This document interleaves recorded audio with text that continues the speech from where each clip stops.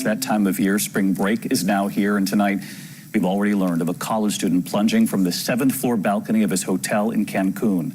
What his girlfriend and what witnesses are now reporting tonight, and here's ABC's Ariel Reshef. Tonight, Mexican authorities investigating after a Michigan college student plunged to his death from a 7th floor balcony at this Cancun hotel. A tragic end to what was supposed to be a spring break getaway. The girlfriend of 19-year-old Ahmed Altai reportedly telling police he had been drinking and consuming toxic substances before his fatal fall.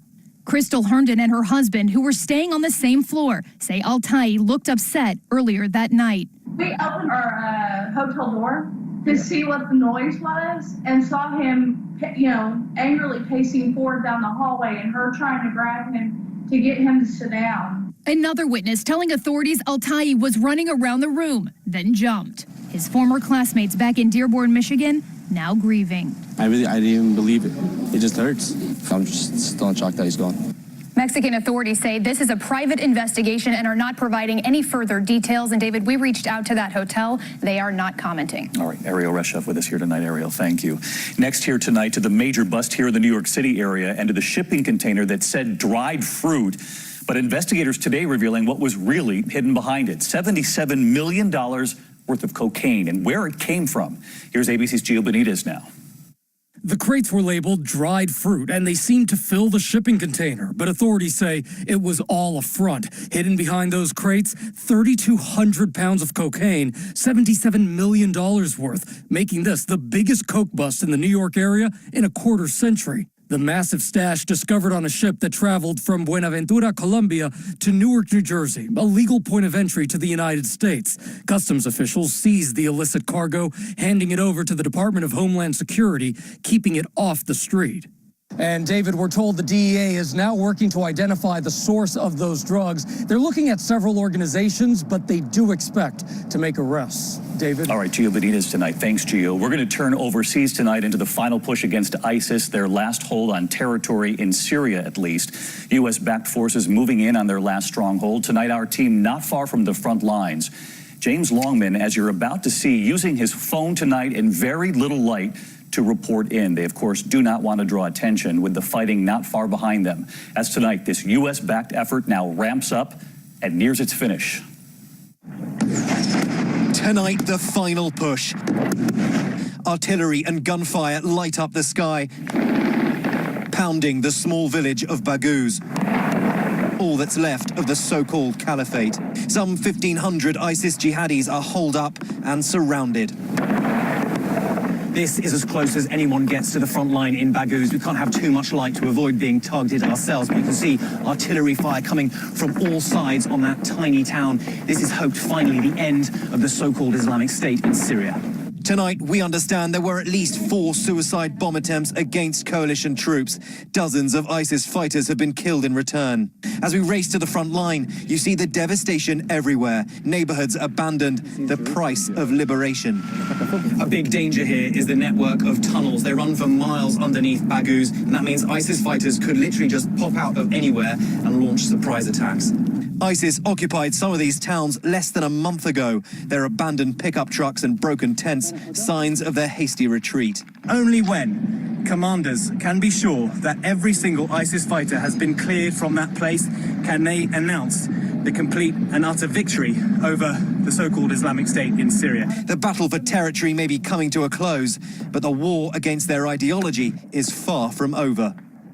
And James Longman reporting in not far from the front lines in Syria. And James, as we know, these U.S.-backed forces involved in this final fight, you were mentioning about 1,500 ISIS fighters remain.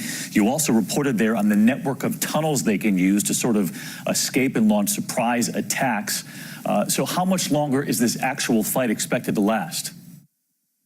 David, you can still hear the sound of gunfire behind me as the battle rages on tonight, but there is no telling how long it will take before every single jihadi in that town is either dead or captured. David? All right, James Longman and our team in Syria tonight. James, our thanks to you, and of course, stay safe to the team. And back here at home now, and to other news this Monday night, the race for 2020. Tonight, the Democrats have now announced their national convention will be in Milwaukee, signaling their commitment to try to win back the Midwest. Hillary Clinton lost Wisconsin by 22,000 votes. Next tonight, here to the frightening Jaguar attack at the zoo in Arizona. A visitor hurt while trying to take a selfie. She reportedly leaned over a barrier, that Jaguar then pushing through a fence. Here's ABC's Kana Whitworth tonight. Tonight, an investigation into a terrifying attack on this woman over the weekend at an Arizona zoo. Officials at the Wildlife World Zoo telling ABC News this female jaguar clawed the woman's arm through the fence after she crossed over this barrier wall several feet from the fence to take a selfie. Let's tail. Keep the pressure on it. Keep the cloth on it. The jaguar finally releasing the woman's arm after another visitor was able to distract the big cat with a water bottle. Cannot believe that just happened. She took one paw off, grabbed the bottle with the mouth. Zoo officials say the woman received stitches and regrets her role in the attack, but it's not the first time. Last year, a man who leaned over that barrier to take a video was clawed through the fence by the same jaguar. When people do not respect the barriers, there's always a chance that there might be a problem. David, the zoo now warning people about staying behind those barriers. The jaguar was not euthanized, and the zoo's director says it was not at fault in either attack. David? All right, Kana Whitworth, thank you, Kana. When we come back, some other news, a heartbreaking accident in Bristol, Florida. A high school baseball coach and his wife were electrocuted while installing a scoreboard on the baseball field. Their son was also hurt, but he survived. Authorities say equipment came in contact with power lines. They were among 30 volunteers repairing the field damaged by Hurricane Micheal. The fiery collision involving a dozen vehicles in Bel Air, Maryland. 2 people were killed on Route 24, including a 7-year-old. A tractor trailer slammed into the vehicles, the truck and 2 cars bursting into flames. And a possible new test to detect Alzheimer's. A new study from the Duke Eye Center suggests an eye scan may one day be able to help diagnose the disease. Scientists believe a reduction of blood vessels in the retina could be a key indicator. When we come back here tonight, the donuts made in America, but no one came until the tweet. He had made this work, she would have spilled my... Made in America, the son determined to make sure his dad's dream and his donuts weren't half-baked. It was his American dream to open a donut shop named after his son, Billy's Donuts, in Missouri City, Texas. The grand opening sign right there, but few came. And that son, Billy, then went on Twitter and wrote this. My dad is sad because no one is coming to his new donut shop. The responses were immediate. Oh, I saw this place this morning while running errands. I'll come when I get back.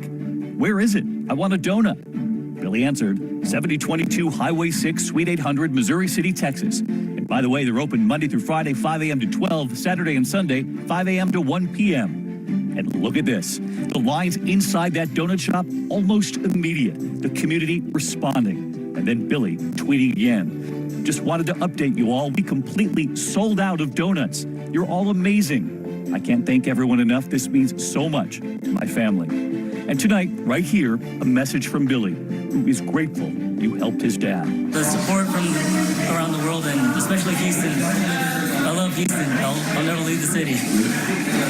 And Billy's dad tonight, holding that sign, now has his work cut out for him, because it was this sign that spoke volumes, hanging on the door. The disappointment outside when the donuts were sold out.